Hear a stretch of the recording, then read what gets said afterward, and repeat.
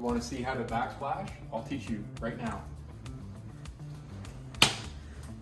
Really, it's more me taking a deep breath because it's really hard to tile and do a YouTube video because I'm pretty stressed out.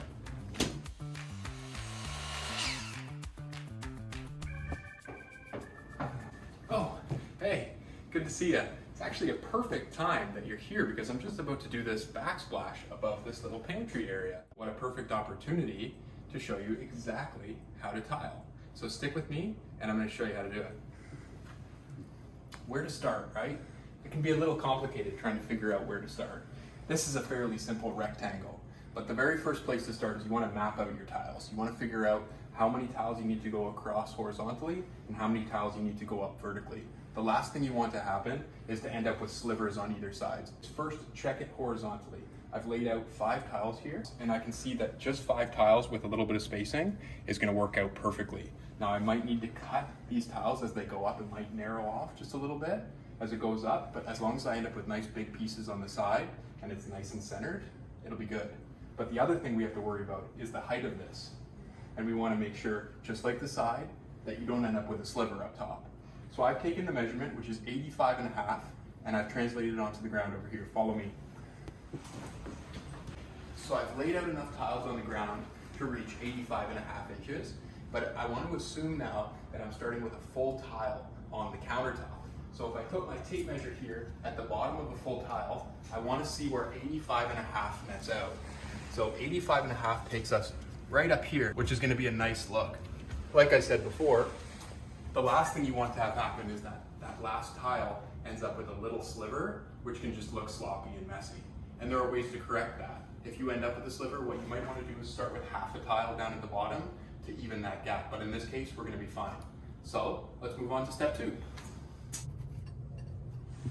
Okay, now that we know that our tile layout is going to work, what we're going to do is we got to set that bottom line. We want to set our first tiles along the bottom and making sure that that's perfectly level. The last thing you want to do is just rely on other surfaces to be plumb and level. You want to make sure the base of the tile that you're setting, the very first time you set it, is nice and level and in the right spot.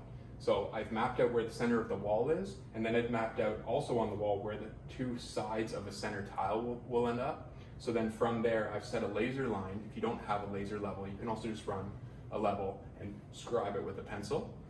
I've lined up the laser with that edge so that I know as I'm tiling going up, that I'm staying nice and true to that laser line and I'm staying nice and straight. So we're almost ready to get putting some mud on the wall here. Let me show you how to do that. Again, I know it can seem complicated, which trowel to use, which thin set to use, but just for backsplashers, let's keep it pretty simple here.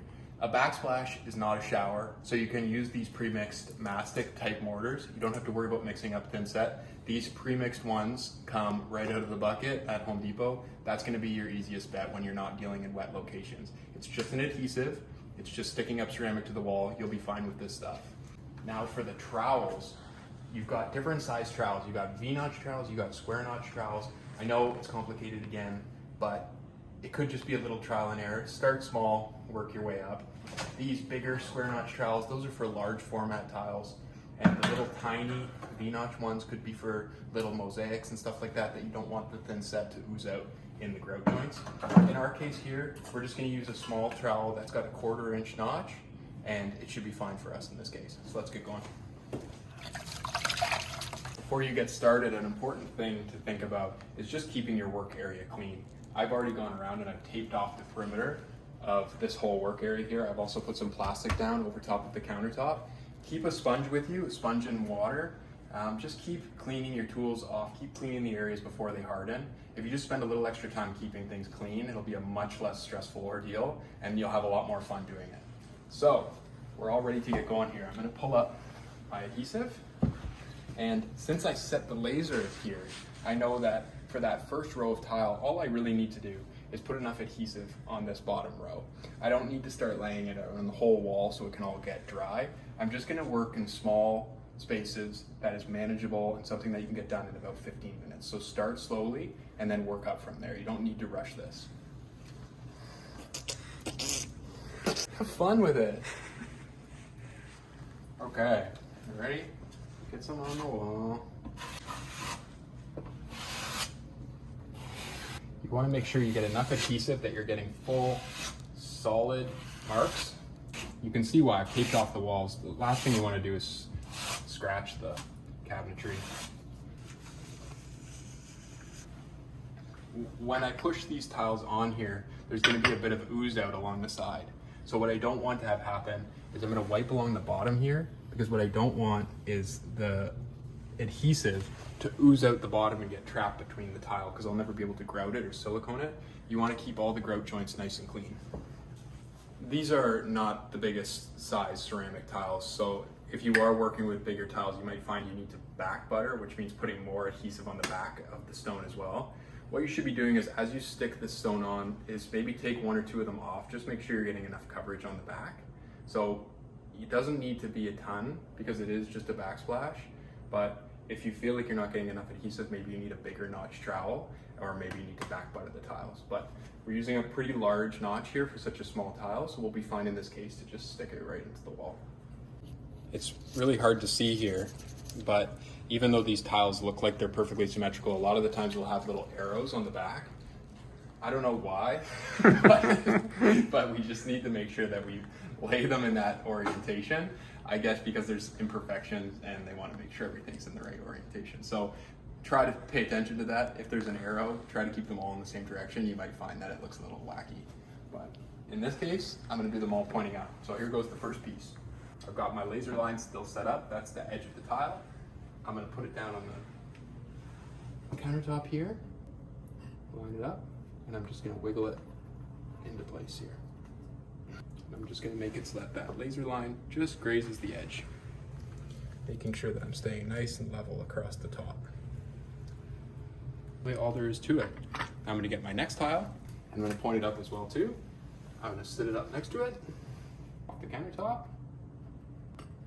and push it on. In this case, these tiles have a little bit of a built-in spacer to them.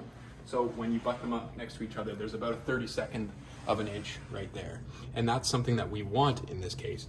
We don't want a joint any bigger than that, so we don't need to.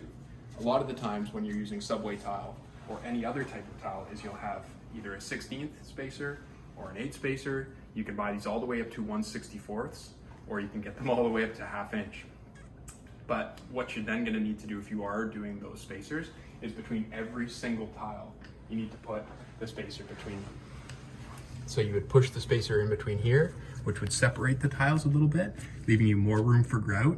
And that's just a personal preference a lot of the time. Some tiles have certain specifications for how far they want to be apart. Do a bit of research, both aesthetically and functionally, for your tile, and make sure that you're using the right spacer. Now along the bottom here, these two surfaces move independently, the countertop and the drywall. I want to make sure I leave a little bit of a gap at the bottom here between the countertop and the wall. Along the bottom, I want to have that be a little bit of a bigger gap. So I'm going to slip in a 16th spacer along the bottom so that I can really get a flexible sealant in there and we don't get any cracking between the countertop and the wall. So I put one here, but you'll see along the bottom, I'm going to do it all the way across. Okay, the first row's in. You're just going to want to make sure all those tiles are nice and set. Run your hands across the joints. Make sure there's no lippage, which is when there's different levels of the tile. You want to make sure everything's nice and flat. And then check out that laser across the top. Make sure it's sitting nice and level. If you don't have a laser level, again, you can just use a level on top of there. Now, just because we want to keep things nice and clean, if you want to make sure everything's good and set, this is what's going to set the basis for this whole wall. So if you want, you can go ahead and you can wipe off all the mortar that's on there. Put it back in the bucket, sponge off the top. Now that's all curing. You can take a deep breath and you can get on to row 2. Really, it's more me taking a deep breath because it's really hard to tile and do a YouTube video because I'm pretty stressed out. I know what you're thinking. Holy balls. How am I gonna tile that? There's an outlet in the way. Well, you're screwed if you don't know what you're doing, let's be honest. We're gonna show you a couple ways to do this. In this case, we've mapped out the tile and we've mapped out the electrical location so that we don't need to cut out a perfect square in this tile, which you could do with a grinder or a wet saw. We've mapped it out so that this piece, this outlet cover, is gonna slip down over top of that tile. So all we have to do now is cut out a U of this tile so that it slips out over the top of this and reveals the outlet. So I'm gonna try to make this not so complicated. The first thing we need to do is map out what we need to cut out. This is the tile I'm gonna use, and I'm gonna show you how to mark out exactly what to do without a tape measure. So I'm gonna hold the tile where it's roughly gonna be sitting on the wall. So it's gonna be up against the wall here, and you can start to see the outlet protruding underneath. What I'm gonna do is, since the outlet cover does extend well beyond, I'm not gonna cut it too close, but I wanna cut it close enough that I'm gonna guarantee that I'm gonna have coverage with the plate afterwards. So I wanna mark just over here on one side of the outlet, and then I'm gonna go onto the other side, and I'm gonna mark the same spot, just roughly at the outlet box there, that yellow. So I've got both marked there. Now, I'm gonna hold it down, and I'm gonna put it over here where it's roughly gonna be sitting on the tile on the next row. And I'm gonna mark off where I need to cut this to. Again, it's gonna go about this far. What's tricky about outlets is that when this plate goes on over top, you don't just have to have the tile tuck in underneath there, you have to create a little notch so that the screw for the outlet plate can get into this hole here. So when I cut this across here, I'm also gonna have to make a nice little relief cut so that the screw can go through there. If you don't do that, there are tricks. You can cut the screws so that they fit perfectly, but we're gonna show you the best case scenario for how to make it as best as possible. So now I've got my marks on the bottom, and I've got my mark along the side. So if I flip it over onto the back side here, what I'm gonna do is I'm gonna trace this line across here. I'm gonna take this mark here, that's the top mark, the vertical mark, and I'm gonna trace it across the front and the back. I've got my two marks down here for the outlet itself.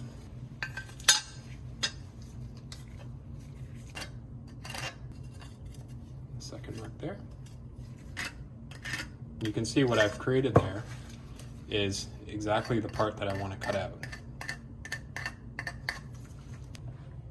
So this area here will get cut out.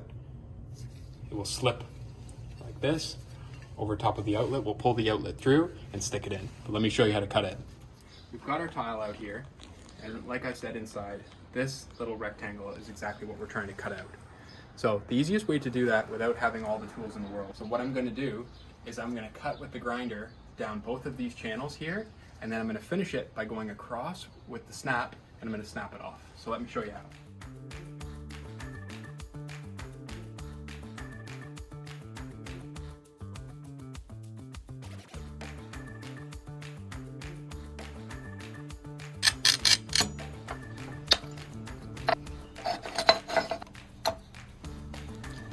Insert outlet here. So you want to make sure the power's off on your outlets before you do any of this work.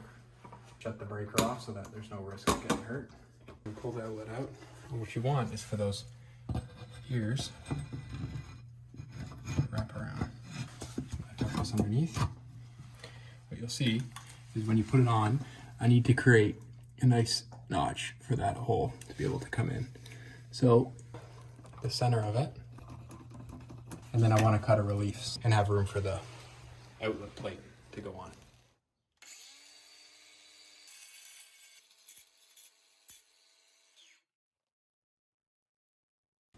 So now we're ready for the second row.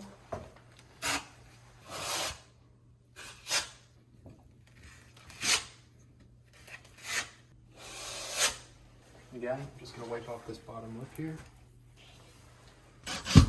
Back behind that piece to make sure it's nice and stiff. And then now we can put our piece in.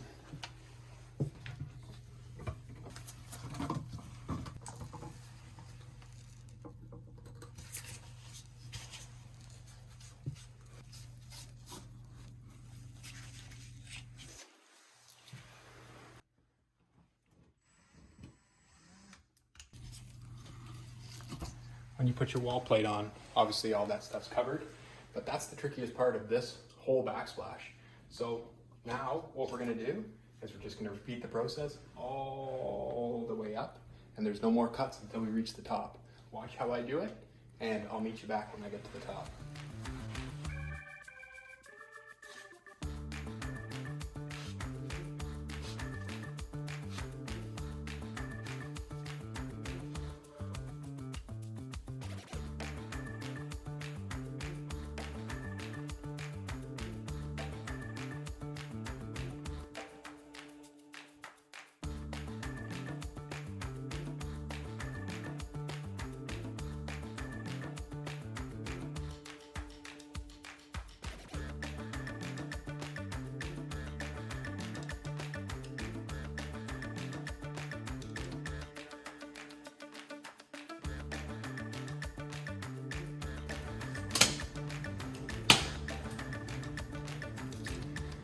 told you to meet me when I was at the top, and here we are. I've done the whole backsplash. It only took about half an hour because we mapped it out so perfectly, but now we have to cut the top pieces. And I'm going to show you a really easy way to do that. So that row here, what you're going to do is essentially we need a piece that's about this big, right? But what I don't want to do is mark it on the face and then have my cut edge touching the bottom here. I want to have my cut edge up at the top so I can cover it with silicone or grout if I need to. And what we have to be concerned about is that the ceilings, any ceiling, new houses, old houses, often aren't perfectly level. So your tiles can come in perfectly level, but you might end up with a little bit of a wedge. So in order to mark it perfectly so that you get the same slope as the ceiling, I'm going to show you a trick. If you take your tile and you flip it onto its back and you hold it up to the ceiling in the spot, and what you're going to want to do is mark the side, one side here, and then you're going to go the other side and you're going to mark where the tile is over here. Then, when I connect those two dots from here to here, I'll take this piece here that we cut off, flip it upside down, and that'll be your cut edge. That'll be the perfect height. So let me show you how to cut it. I'll line up my mark there, put the mark there and the mark there. Score. I'll get a nice, and then it should snap. Now what we're left with is a perfect piece. But don't throw this away. I can use the other side for the next piece.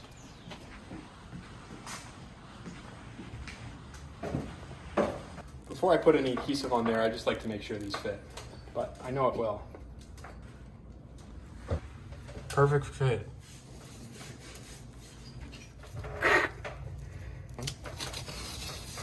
Take that tape off, just to make sure no glue hardens against the wall. I'm going to give it a good clean right now.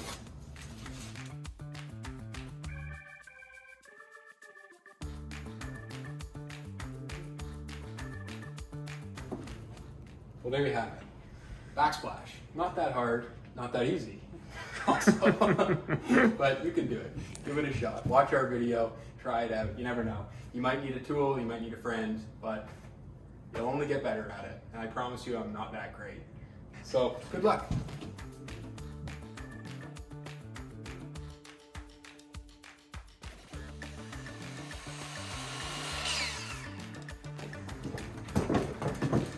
Come on, Biles.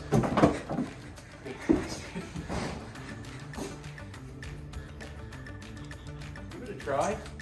You might be surprised how much skill you have. I've got something on my nose that I keep scratching. Give it a try.